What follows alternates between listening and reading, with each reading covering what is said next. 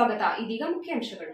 ಉತ್ತಮ ಮಳೆಯಾಗಿ ಉತ್ತಮ ಬೆಳೆಯಾಗಿ ಜನ ಸುಖ ಶಾಂತಿ ನೆಮ್ಮದಿಯಿಂದ ಬಾಳಲಿ ಎಂದು ಆಶಿಸಿ ಕುರುಟಹಳ್ಳಿ ಹಾಗೂ ಮಾಡಿಕೆರೆ ಗ್ರಾಮಸ್ಥರು ಚೌಡೇಶ್ವರಿ ಅಮ್ಮನವರಿಗೆ ತಂಬಿಟ್ಟಿನ ದೀಪೋತ್ಸವ ನಡೆಸಿದರು.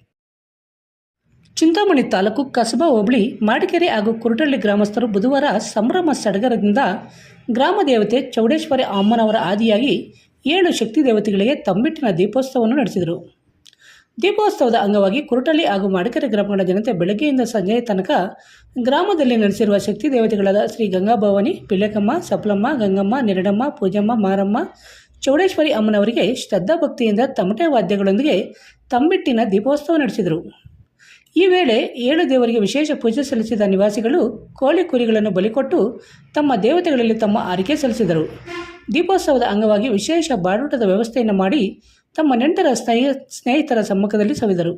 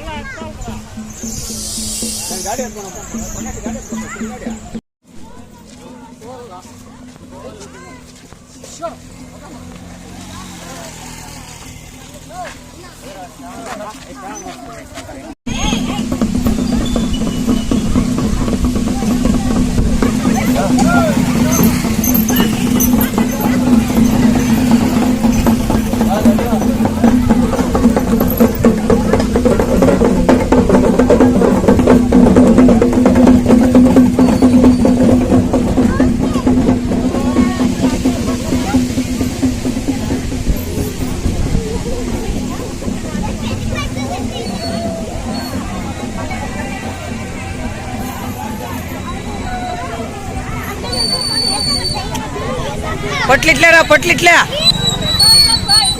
పిలిచిపోతాం పోండా మాది పోతాం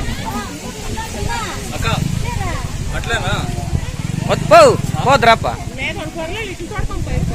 ఇట్లే పదప్ప నేను ఉన్నాను బిరిపిరండి రావాలా వానికేనా వచ్చింది రాండా